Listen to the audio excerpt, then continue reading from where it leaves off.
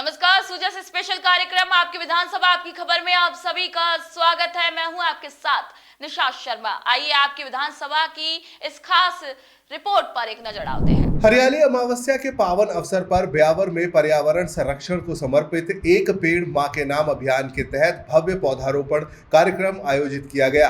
कृषि उपज मंडी परिसर में हुए इस आयोजन में जिला प्रशासन और नगर परिषद की संयुक्त भागीदारी रही। कार्यक्रम में जिला कलेक्टर श्री कमल राम मीना, एसीईओ श्री गोपाल लाल, नगर परिषद आयुक्त श्री दिव्यांश सिंह समेत अनेक प्रशासनिक अधिकारी और सामाजिक संगठनों के प्रतिनिधि शामिल हुए। जिला कलेक्टर ने इसे भावनात्मक जुड़ाव और सांस्कृतिक जागरूकता का प्रतीक बताया। वहीं नगर परिषद आयुक्त ने मियावाकी तकनीक के जरिए शहरी क्षेत्र में ग्रीन जोन विकसित करने के प्रयासों की जानकारी दी। कार्यक्रम के दौरान 2,51,000 पौधे जिले भर में लगाए गए। वृक्ष पूजन और रक्षा सूत्र बांधने जैसी सांस्कृतिक परंपराओं ने जन सहभागिता को और सशक्त बनाया। भारत जैसे कृषि प्रधान देश में पशुपालन एक मजबूत आर्थिक आधार है। इसी को बढ़ावा देने के लिए केंद्र और राज्य सरकार मिलकर सतत प्रयास कर रही है। बीकानेर स्थित स्वामी केशवानंद कृषि विश्वविद्यालय में इन दिनों भेड़ एवं बकरी पालन विषय पर 7 दिवसीय आवासीय प्रशिक्षण शिविर आयोजित किया जा रहा है। इस शिविर में राजस्थान के अलावा हरियाणा, उत्तर प्रदेश, मध्य प्रदेश, कर्नाटक और गुजरात के करीब 75 पशुपालक हिस्सा ले रहे हैं। प्रशिक्षण में पशुपालकों को नस्ल सुधार, बीमारियों से बचाव, रखरखाव और व्यवसाय के रूप में भेड़ बकरी पालन को अपनाने की विधियां सिखाई जा रही है। कार्यक्रम की निगरानी डॉक्टर शंकर लाल कर रहे हैं, जो विश्वविद्यालय के बकरी विभाग के इंचार्ज है। उन्होंने बताया कि यह शिविर खास तौर पर उन पशुपालकों के लिए लाभकारी है जो सरकार की अनुदान योजनाओं का लाभ उठाकर स्वरोजगार की दिशा में आगे बढ़ना चाहते हैं। ये स्वामी केशवानंद राजस्थान कृषि विश्वविद्यालय बीकानेर के अंदर भेड़ एवं बकरी पालन के माध्यम से किस तरह से आज के युवा उद्यमिता विकास कर सकते हैं, इस विषय पे 7 दिवसीय ये प्रशिक्षण हम करवा रहे हैं और ये दिनांक 22 जुलाई से 28 जुलाई तक चलने वाला है। इस प्रशिक्षण के अंदर देश के अलग अलग राज्यों से खास करके 7 राज्य ऐसे जहाँ पे भेड़ बकरी पालन पे युवा और पशुपालक ज़्यादा अग्रसर हैं, जिसमें राजस्थान के अलावा हरियाणा आता है, दिल्ली है, उत्तर प्रदेश है, मध्य प्रदेश है, गुजरात और कर्नाटक तक के किसान भाई हमारे यहाँ इस 7 दिवसीय प्रशिक्षण कार्यक्रम के अंदर भाग लेने के लिए आए हैं। और टोटल यहाँ पे किसानों की संख्या है जो 75 किसान इस प्रशिक्षण कार्यक्रम के अंदर भाग ले रहे हैं। हम खड़े हैं स्वामी केशवानंद राजस्थान कृषि विश्वविद्यालय के बकरी पालन विभाग में, जहाँ पर बकरियों को पालकर उन पर रिसर्च किया जाता है, उनको प्रशिक्षण किसानों को प्रशिक्षण दिया जाता है, उनको इस बारे में अवगत कराया जाता है कि बकरियों में कौन कौन सी नस्लें होती है, किस प्रकार के उनके रोग होते हैं और बकरियां किस प्रकार का भोजन देना चाहिए। और बकरी पालन में सबसे बड़ी बात है कि किस प्रकार की सावधानी रखनी चाहिए। ये जो आज हम देख रहे हैं यहाँ पर पीछे काफ़ी लोग खड़े हैं, ये असल में यहाँ पर प्रशिक्षण लेने के लिए आए हुए हैं। इन्हें 7 दिवसीय प्रशिक्षण दिया जा रहा है और ये राजस्थान के अलावा बाहर से भी किसान आए हुए हैं जो यहाँ पर प्रशिक्षण के लिए भाग ले रहे हैं। और इस प्रशिक्षण के माध्यम से इन्हें बकरी पालन के बारे में बताया जा रहा है और सिखाया जा रहा है। इसके माध्यम से ही वह राज्य सरकार और केंद्र सरकार की योजनाओं का लाभ भी लेंगे। मैं बीकानेर से सुजस राजस्थान के लिए नरेश वाल। डीग के पंचायत समिति सभागार में जिला कलेक्टर श्री उत्सव कौशल की अध्यक्षता में राजस्व विभाग के अधिकारियों की मासिक बैठक आयोजित की गई। बैठक में कलेक्टर श्री कौशल ने राजस्व न्यायालयों में लंबित वादों के शीघ्र एवं समयबद्ध निस्तारण के निर्देश दिए। इसके अलावा अतिक्रमण, अवरुद्ध रास्ते, सीमा ज्ञान, सहमति बंटवारे, नामांतरण जैसे मामलों का मौके पर निस्तारण कर आमजन को राहत देने की बात कही गई। बैठक में बजट घोषणाओं और विकास कार्यों की प्रगति की समीक्षा भी की गई। साथ ही गिव अप अभियान के अंतर्गत अपात्रों को NFSA सूची से हटवाने के लिए लोगों को जागरूक करने पर भी जोर दिया गया। रतनगढ़ में पर्यावरण संरक्षण को समर्पित चौधरी चरण सिंह पारिवारिक वानिकी मिशन के तहत पर्यावरण पंचायत का आयोजन किया गया। कार्यक्रम में भगत सिंह स्मृति वन के विस्तार का शुभारंभ भी किया गया। इस दौरान राजस्थान शिक्षक संघ शेखावत के प्रांतीय महामंत्री श्री उपेंद्र शर्मा ने कहा कि यह अभियान केवल पौधारोपण तक सीमित नहीं है, बल्कि पारंपरिक जल स्रोतों और खेती की सुरक्षा भी इसका हिस्सा है।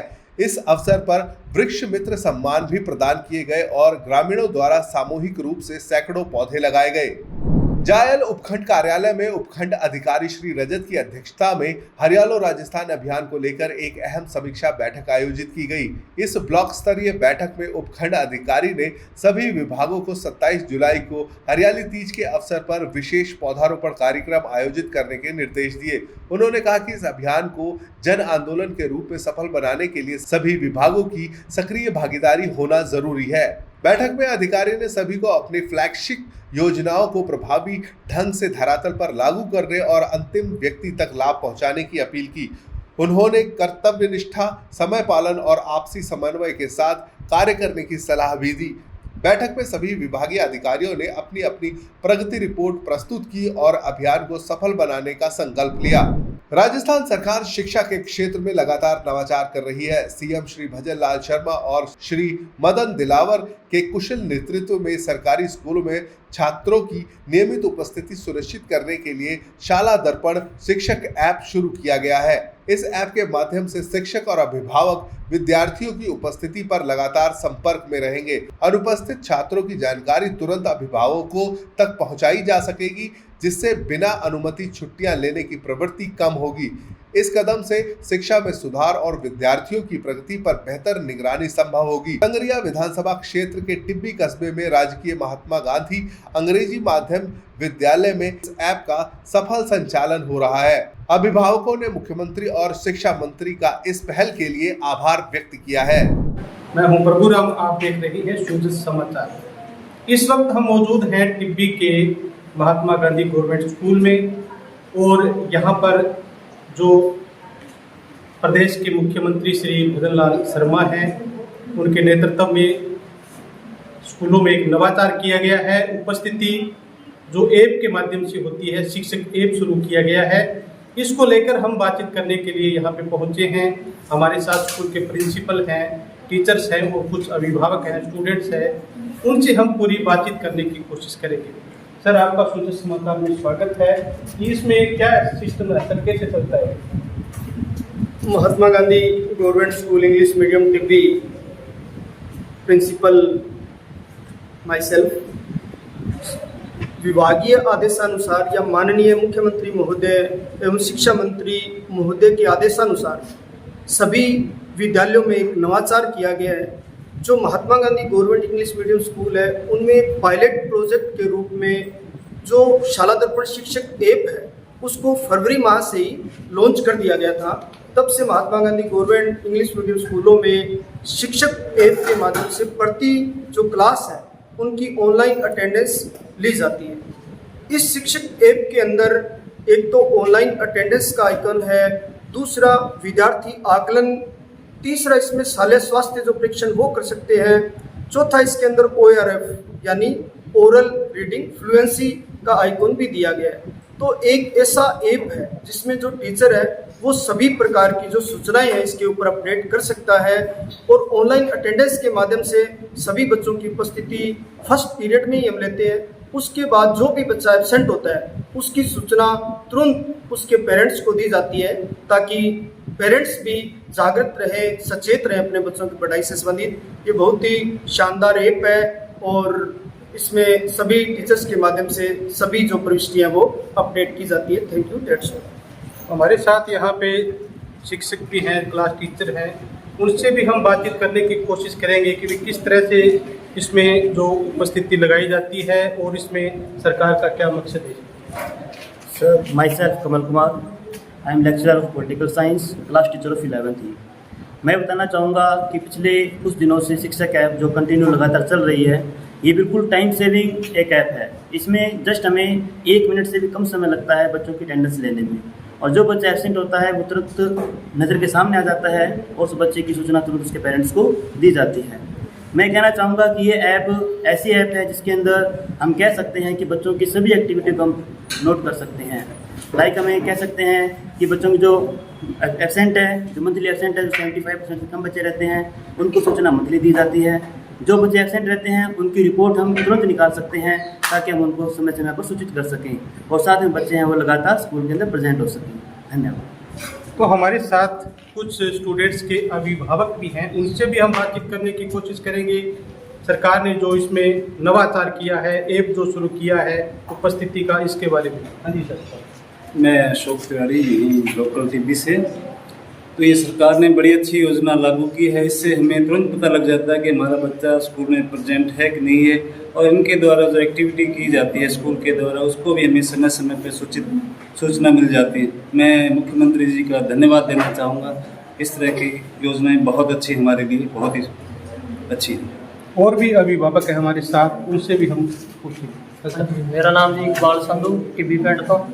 ਤੇ ਆਪਾਂ ਨੂੰ ਬੱਚੇ ਸਕੂਲ ਦੇ ਵਿੱਚ ਕਈ ਵਾਰ ਪਹਿਲਾਂ ਕੀ ਹੁੰਦਾ ਹੈ, ਟਾਈਮ ਤੋਂ ਬਾਅਦ 1 ਘੰਟਾ ਲੇਟ ਜਾਂਦੇ, 2 ਘੰਟਾ, ਤੇ ਹੁਣ ਆਪਾਂ ਨੂੰ ਜਲਦੀ ਪਤਾ ਚੱਲ ਜਾਏ ਕਰੋਨਾ ਵਾਲੇ ਟਾਈਮ 'ਚ ਵੀ ਗਾਰਜੀਅਨ ਨੂੰ ਸਭ ਨੂੰ ਪਤਾ ਚੱਲ ਜੂਗਾ ਵੀ ਆਪਣਾ ਬੱਚਾ ਸਕੂਲ ਦੇ ਵਿੱਚ ਪਹੁੰਚਿਆ ਹੈ ਜਾਂ ਨਹੀਂ ਪਹੁੰਚਿਆ ਹੈ। ਇਹ ਸਰਕਾਰ ਨੇ ਬਹੁਤ ਵਧੀਆ ਪਹਿਲ ਕੀਤੀ ਹੈ ਕਿ ਜੋ ਕਿ ਬਹੁਤ ਵਧੀਆ ਬੱਚਿਆਂ ਦੇ ਪੜ੍ਹਾਈ ਦੇ ਵਿੱਚ ਟਾਈਮ ਦੇ ਪ੍ਰਤੀ ਪਾਬੰਦ ਰਹਿਣਗੇ ਆਉਣ ਵਾਲੇ ਟਾਈਮ ਦੇ ਵਿੱਚ। ਹਾਂਜੀ, ਧੰਨਵਾਦ। तो हमारे साथ स्टूडेंट्स भी हैं, उनसे भी हम पूछने की कोशिश करेंगे भी ये ऐप आपके लिए किस तरह से कारगर साबित हो रहा है। हाँ जी। हेलो सर, मेरा नाम राहुल है, मैं 11th नॉन मेडिकल में पढ़ता हूँ। सर, जो ये आपने जो मुख्यमंत्री जी ने जो शिक्षा ऐप जो चलाया है, इससे हमें बहुत फ़ायदा हुआ है। इसके कारण हमें पता लग जाता है, हमारे पेरेंट्स को भी पता लग जाता है कि हम स्कूल में प्रेजेंट हैं नहीं हैं। और हमारी ये जो शिक्षक ऐप है, ये सुबह सुबह फर्स्ट पीरियड में ही स्टार्ट हो जाती है और हमारी अटेंडेंस बहुत जल्दी लग जाती है। इससे हमें कोई दिक्कत भी नहीं आती और सर है जो सब हमें बढ़िया पढ़ाते हैं। बाकी ओके, थैंक यू। हमारे साथ और स्टूडेंट भी। हाँ बेटा, आप बताओ इसमें इसके बारे में। My self Mahak from 11th standard arts. हमारे स्कूल जो ये शिक्षक मंत्री ने जो शिक्षक ऐप लॉन्च किया है, इससे ऑनलाइन अटेंडेंस लगाई जाती है और इससे जो बच्चा एब्सेंट होता है उसकी सूचना तुरंत जो पेरेंट्स होते हैं उनके पास पहुंच जाती है। और ये बहुत ही बढ़िया है जो सरकार ये शिक्षा मंत्री ने लॉन्च किया है, जिससे कि घर वालों को ही पता लग जाता है कि हमारा बच्चा स्कूल जा रहा है या कहाँ जा रहा है, और सभी सूचनाएं उन्हें तुरंत प्राप्त हो जाती है। Thank you. तो ये थे हमारे साथ स्कूल के प्रिंसिपल, स्टाफ और स्टूडेंट्स। सरकार ने जो शिक्षा ऐप शुरू किया है, इसका मकसद है स्टूडेंट्स और शिक्षक के बीच संवाद स्थापित करना, और जो अनुपस्थित स्टूडेंट्स हैं उनकी सूचना तत्काल अभिभावक को दी जाती है, जिससे शिक्षा में काफ़ी सुधार होता है। सूजस समाचार के लिए संग्रिया से प्रभुराम। पेड़ों की रक्षा के लिए बलिदान देने वाली अमृता देवी और खेजड़ली के 363 शहीद अब स्कूल की किताबों का हिस्सा बन गए हैं। केंद्र व राज्य सरकार के सामूहिक प्रयासों से NCERT की कक्षा 3, 4 और 5 की पुस्तकों में खेजड़ली बलिदान पर एक अध्याय जोड़ा गया है। इस पहल का उद्देश्य बच्चों के बाल मन में पर्यावरण संरक्षण की भावना विकसित करना है। सिर साटे रूखे रहे तो भी सस्तो जान जैसे संदेश अब विद्यार्थी किताबों में पढ़ेंगे। शिक्षाविदों और पर्यावरण प्रेमियों ने इस फैसले को ऐतिहासिक बताते हुए मुख्यमंत्री श्री भजन लाल शर्मा, प्रधानमंत्री श्री नरेंद्र मोदी व शिक्षा मंत्रालय का आभार जताया। उनका कहना है कि इससे विद्यार्थियों को पेड़ों, पर्यावरण और सामाजिक न्याय का महत्व समझने में मदद मिलेगी और आने वाली पीढ़ी को संवेदनशील नागरिक बनाया जा सकेगा। 2025-26 में NCERT की तीसरी, चौथी, 5वीं की पाठ्य पुस्तकों में एक नया अध्याय जोड़ा गया। उस अध्याय का जो मेन मुख्य उद्देश्य है वो पेड़, पर्यावरण और माँ अमरता के बलिदान की गाथा का वर्णन करता है।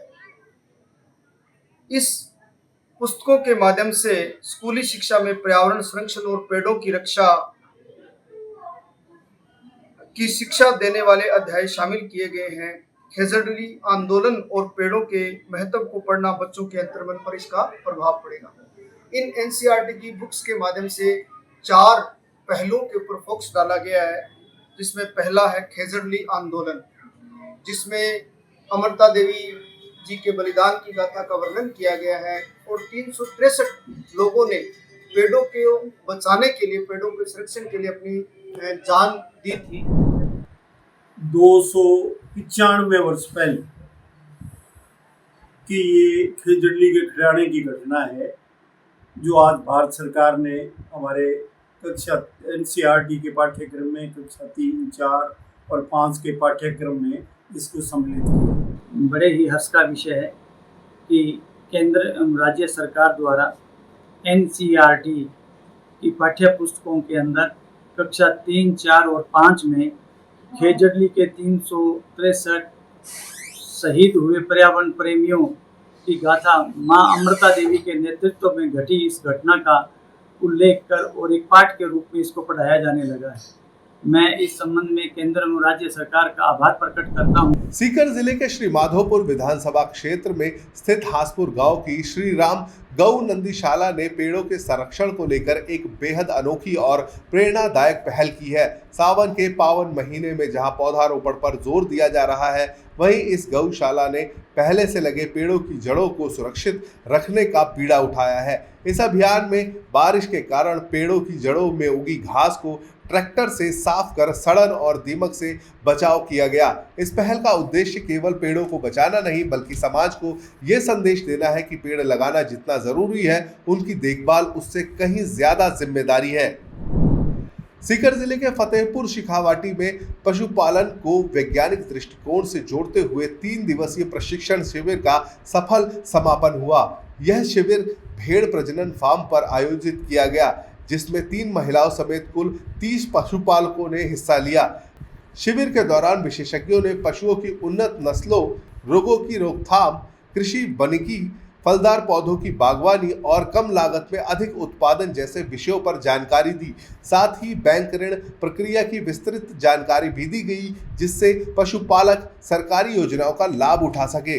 प्रतिभागियों को प्रमाण पत्र देकर सम्मानित किया गया। ये प्रशिक्षण ग्रामीण अर्थव्यवस्था को मजबूती देने की दिशा में एक अहम कदम है। इस दौरान फील्ड भ्रमण, घास के मैदानों की सैर और साइट विजिट भी कराई गई, ताकि प्रशिक्षण का व्यवहारिक पक्ष भी स्पष्ट हो सके। इस प्रयास से पशुपालकों के आत्मनिर्भर बनने की दिशा में ठोस मार्ग प्रशस्त हुआ है। सीकर जिले के 1 दिवसीय दौरे पर पहुंचे प्रदेश के वन मंत्री श्री संजय शर्मा ने विभिन्न कार्यक्रमों में शिरकत की। उन्होंने जिला कलेक्ट्रेट सभागार में राज्य सरकार की जन कल्याणकारी योजनाओं की समीक्षा बैठक ली, जिसमें धोद विधायक श्री गोवर्धन वर्मा, सैनिक कल्याण बोर्ड अध्यक्ष श्री प्रेम सिंह बाजौर और जिला कलेक्टर श्री मुकुल शर्मा समेत कई प्रशासनिक अधिकारी व जनप्रतिनिधि मौजूद रहे। बैठक में उन्होंने कहा कि बजट घोषणाओं और केंद्र राज्य सरकार की योजनाओं का लाभ आमजन तक समयबद्ध तरीके से पहुंचाया जाना चाहिए। राज्य सरकार के हरियालो राजस्थान अभियान के तहत टोंक जिले में हरियाली अमावस्या के अवसर पर जगह जगह पौधारोपण कार्यक्रम आयोजित किए गए। टोंक विधानसभा क्षेत्र के छान गांव स्थित राजकीय उच्च माध्यमिक विद्यालय में विद्यार्थियों और ग्रामीणों ने मिलकर अमरूद, आम, जामुन, मोगरा, शीशम, सहजन, नींबू जैसे अनेक पौधे लगाए। एक पेड़ मां के नाम अभियान के तहत बच्चों ने अपने घर, खेतों और बाड़ों में पौधे लगाकर उनकी जियो टैगिंग की और ये संकल्प लिया कि वे इन पौधों का पालन पोषण कर उन्हें वृक्ष बनाएंगे। स्थानीय ग्रामीणों ने मुख्यमंत्री श्री भजन लाल शर्मा की इस हरित पहल की सराहना की और कहा कि यदि प्रदेश भर में 10 करोड़ पौधे रोपे गए और वे संरक्षित रहे, तो निश्चय ही राजस्थान एक हरित प्रदेश के रूप में उभरेगा। टोंक में लगभग 17 लाख पौधे लगाए जाने का लक्ष्य रखा गया है, ताकि टोंक को हरा भरा बनाया जा सके। राजस्थान सरकार की ओर से हरियालो राजस्थान के तहत पौधारोपण किया जा रहा है। टोंक में भी 17 लाख से ज़्यादा पौधे इस दौरान लगाए जाने हैं, जिसकी शुरुआत मानसून की शुरुआत से ही हो चुकी है और कई जगह हरियालो राजस्थान के तहत, हरित राजस्थान के तहत पौधारोपण किया जा रहा है। हम लोगों से यहाँ बात करेंगे कि किस तरह यहाँ पौधारोपण किया जा रहा है और कितना महत्वपूर्ण है। देखिए, राजस्थान सरकार द्वारा जो पौधारोपण किया जा रहा है, किस तरह का महत्व है राजस्थान में हरियाली का, और जो राजस्थान की सरकार हरियालो राजस्थान के लिए कर रही क्या? राजस्थान के अंदर मरुस्थलीय प्रदेश माना जाता है, जो पर्यावरण संतुलन की दृष्टि से ये था। इस बार राज्य सरकार ने इस संतुलन को ठीक करने के लिए हरियालो राजस्थान के नाम से 10 करोड़ पौधे लगाने का लक्ष्य रखा गया है। ये अभियान शुरू हो चुका है और अभी इस अभियान के तहत 2 करोड़ पौधे लगाए जा चुके हैं। टोंक जिले में भी इस अभियान के तहत 17 लाख पौधे लगाए जाने हैं। तो जिले के सभी विभागों की ओर से और प्रत्येक व्यक्ति को भी इसमें जोड़ने के लिए पौधे लगाने का अभियान चलाया जा रहा है। तो अभी पौधे लगाए जा रहे हैं। इसके अलावा राजस्थान सरकार ने और भी कई जन कल्याणकारी योजनाओं की शुरुआत की है, जिसमें पानी को रोकने के लिए, जन संरक्षण के लिए वंदे गंगा जल अभियान की शुरुआत की थी अभी 5 से 20 जून तक। उसके तहत भी पूरे राजस्थान में जहाँ पर ऐसे जल स्रोत थे जो वो अवरुद्ध हो गए थे और उनसे पानी की आवक कम हो गई थी, उनको साफ सफाई किया गया। ज़िले में भी इसका असर देखा गया।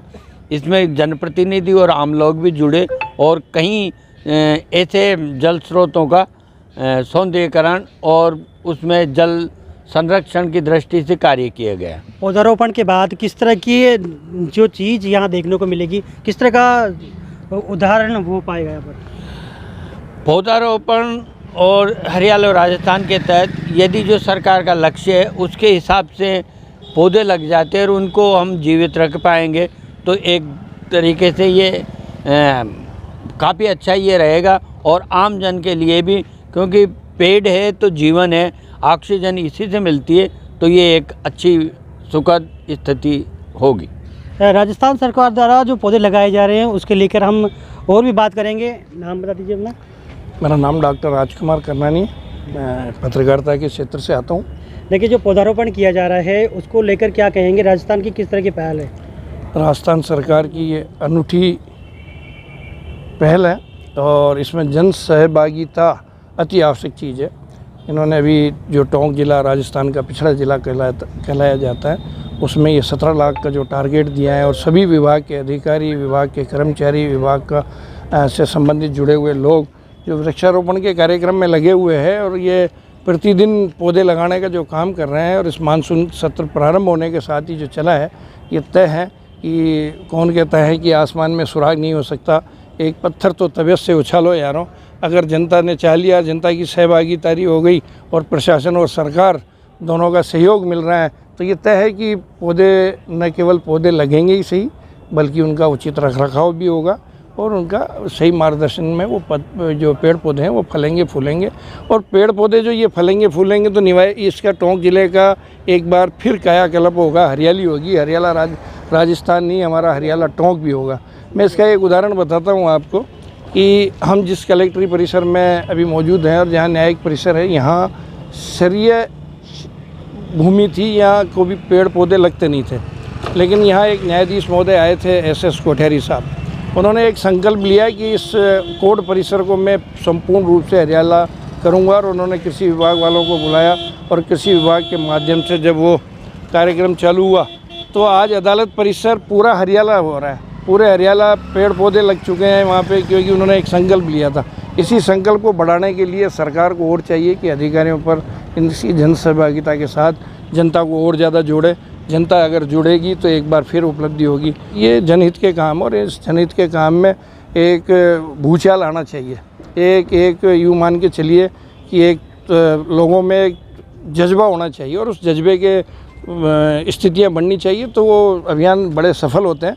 और अभी भी हम देख रहे हैं कि सफलता की ओर जा रहे हैं। सरकार अगर कोई संकल्प लेती है तो उसका अमली जामा पहनाने का काम जनता करती है और जनता को जागरूक करने की अति आवश्यक चीज़ है। पौधारोपण के बाद किस तरह का देखते हैं दृश्य? अगर यहाँ पर अगर ये संपूर्ण पौधे जीवित रहते हैं, अमूमन ये देखा जाता है कि पौधा लगाया जाता है, फ़ोटो खिंचाई जाती है और फ़ोटो खिंचा के उसको अपलोड कर दिया जाता है सोशल मीडिया। उसका रखरखाव नहीं हो पाता है सही ढंग से।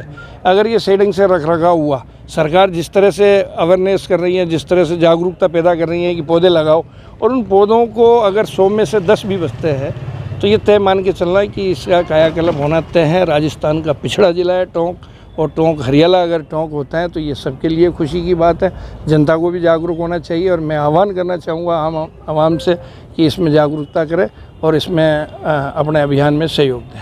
देखिए, पौधारोपण की बात की जाती है, अपील भी की जाती है कई तरह की, लेकिन इस बार राजस्थान सरकार द्वारा जो पौधे लगाने के साथ साथ उनका संरक्षण और संवर्धन की बात भी की जा रही है। दोबारा आपके पास आते हैं, किस तरह की ये जो पहले जैसे पौधारोपण तो पहले भी होता था, पहले हरित राजस्थान के तहत, अब बचाने के लिए भी कर रहे हैं, जो बचाया जाए ताकि ज़्यादा ज़्यादा बचे।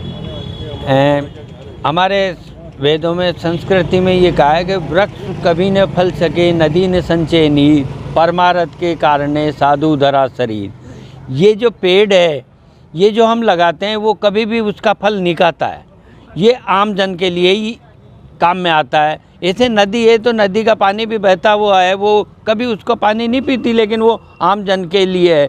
तो जो ये पेड़ लग रहे हैं, संरक्षण भी कर रहे हैं, साथ साथ पौधा लगाने के साथ पालक भी लगा रहे हैं जो उसकी देखभाल करते थे। ये और अच्छी है, लेकिन मैं तो ये कहूँगा कि जो पेड़ लगाते हैं उसके पालक के भरोसे नहीं, हम सबको भी उसकी रक्षा करनी चाहिए। यदि कोई जानवर खाने की कोशिश कर रहा है तो उसको वहाँ से हटाना चाहिए।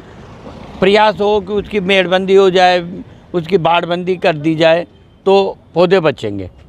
बिल्कुल, जो पौधे लगाए जा रहे हैं सुरक्षा के भी इंतजामात किए जा रहे हैं। प्रदेश भर में 10 करोड़ पौधे लगाए जाने हैं और टोंक ज़िले में 17 लाख पौधे लगाए जाएंगे। अगर पौधे सक्सेस होता है तो टोंक भी हरियालो टोंक कहलाएगा। टोंक से सूजन के लिए कमलेश कुमार महावर। बारां जिले की अटरू विधानसभा में हरियालो राजस्थान अभियान के अंतर्गत मुख्य ब्लॉक शिक्षा अधिकारी कार्यालय परिसर में पौधारोपण कार्यक्रम का आयोजन किया गया। इस मौके पर मुख्य अतिथि उपखंड अधिकारी श्री ओम प्रकाश चंदेलिया समेत अनेक प्रशासनिक व सामाजिक प्रतिनिधियों की उपस्थिति रही। कार्यक्रम में स्काउट गाइड टीम के सहयोग से अभियान की शुरुआत करते हुए 100 पौधे लगाए गए। अतिरिक्त मुख्य ब्लॉक शिक्षा अधिकारी श्री गंगा प्रसाद मीणा ने बताया कि इस परिसर में कुल 1500 पौधे लगाने का लक्ष्य है, जिसकी सुरक्षा के लिए तारबंदी करवाई जा रही है और देखरेख की जिम्मेदारी राजकीय उच्च माध्यमिक विद्यालय खेडली बासला को सौंपी गई है। उपखंड अधिकारी ने बताया कि अटरू क्षेत्र को 2 लाख पौधारोपण का लक्ष्य मिला है, जिसमें से अब तक 70% काम पूरा हो चुका है। सभी वक्ताओं ने इस पहल को पर्यावरण संरक्षण की दिशा में एक मजबूत कदम बताया। अलवर जिले में किसानों को गुणवत्तापूर्ण खाद और उर्वरक उपलब्ध कराने के लिए मुख्यमंत्री श्री भजनलाल शर्मा के निर्देशों पर प्रशासन सतर्क है। इस क्रम में कृषि विभाग द्वारा बड़ी कार्रवाई करते हुए खेडली क्षेत्र में खाद बीज की दुकानों का निरीक्षण किया गया। संयुक्त निदेशक कृषि श्री पीसी मीणा के मार्गदर्शन में निरीक्षक श्री संदीप शर्मा और श्रीमती पिंकी मीणा ने ये कार्रवाई की। जांच के दौरान एक दुकान पर 573 किलोग्राम गैर उर्वरक उत्पाद बरामद किया गया, जिसे मौके पर ही जब्त कर लिया गया। साथ ही एक उर्वरक का सैंपल लेकर जांच के लिए भेजा गया और फर्म को कारण बताओ नोटिस भी जारी किया गया। जब्त सामग्री को विक्रय सहकारी समिति खेडली के सुपुर्द किया गया। कृषि विभाग का कहना है कि इस तरह की अनियमितताओं पर सख्त कार्रवाई जारी रहेगी ताकि किसानों को किसी भी तरह की धोखाधड़ी से बचाया जा सके। निर्देशन में खेडली कस्टमर क्षेत्र में तो खाद की कालाबाजारी की शिकायत के बाद कार्रवाई की गई है। जानकारी सब आज दिनांक 25 जुलाई को हमारे जो निरीक्षक हैं श्री संदीप शर्मा और श्रीमती पिंकी मीना के द्वारा खेडली में ये कार्रवाई की गई है। और ये जो फर्म है